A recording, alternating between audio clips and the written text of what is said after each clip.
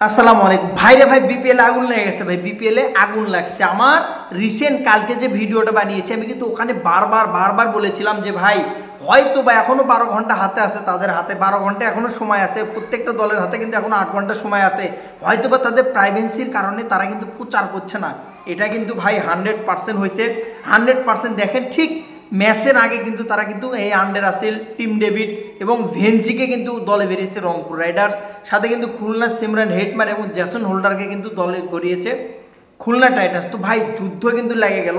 আমি এই জন্য ভাই ফ্যাক্ট নিউজটা দেওয়া খুবই অপছন্দ করি। আমার কাছে যত পর্যন্ত 100% আমার কাছে নিউজ না আসবে আমি আমার চ্যানেলে ফ্যাক্ট নিউজ আমি কখনোই প্রচার করব না, কখনো করিনি, সামনেও কখনোও করব না।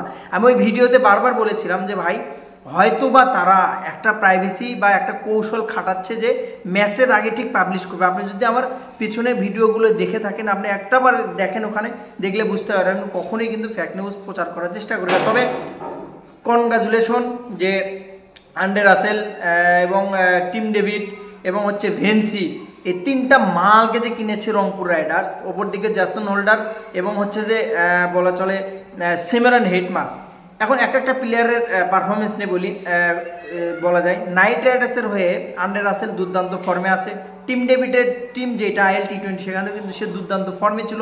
ভেন্সির কথা স্পেশাল যদি বলি চারটা 50 মারতে ভাই চারটা 50 মারা ব্যাটসম্যান কিন্তু পুরো আগুন লাগিয়ে দেবে রংপুর রাইডার্স। বলা চলে যে দুর্দান্ত সাইনিং এবং সেরা যেটা গুজব ছড়ছিল সেটাই কিন্তু সত্যি হয়েছে। অপরদিকে যদি আপনি বলেন জেসন হোল্ডার দুর্দান্ত একজন অলরাউন্ডার এবং হচ্ছে দুর্দান্ত একজন অলরাউন্ডার এবং হচ্ছে বলা চলে যেটা যে দুর্দান্ত একজন অলরাউন্ডার এবং বলা চলে যদি আপনি সিমরান হেটমারের কথা বলেন চারটা 50 মেরেছে। যে আপনার সিমরান হেটমার কিন্তু এবং 4 এবং 5-এ 6-এ কিন্তু নামে কিন্তু যে কাজটা করেছিল সেটা হচ্ছে যে দলকে এমন জায়গা থেকে সে কিন্তু বাঁচিয়েছিল দুর্দান্ত। তো বাজে গেল ভাই খুলনা এবং হচ্ছে যে বলা চলে রংপুরের লড়াই, দুর্দান্ত লড়াই, দেখার মতো লড়াই। বিপিএল কিন্তু এবার জমে যাবে।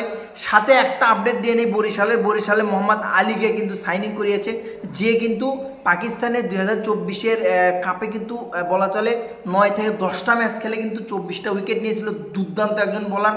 এবং বলা চলে কাইল মায়ার্সও কিন্তু যোগ দিতে পারে ফরচুন বরিশালে। এখন পর্যন্ত মায়ার্সের বিষয়ে আমি সিওরিটি পাইনি, তবে মায়ার্সও যোগ দিতে পারে যেহেতু আইএল টি20 খেলে শেষে তারা এখানে আসে রংপুরে আন্ডে রাসেল ডেভিড মিরার সবাই যোগ দিয়েছে। সো সেদিক থেকে বলাই যায় যে হয়তো বা মায়ার্সও যোগ দিতে পারে আইএল টি20 থেকে এসে ফরচুন বরিশালে। বেস্ট অফ লাক, কনগ্রাচুলেশন রংপুরের জন্য, congratulation Khulna, congratulation fortune Barishal. আসসালামু আলাইকুম।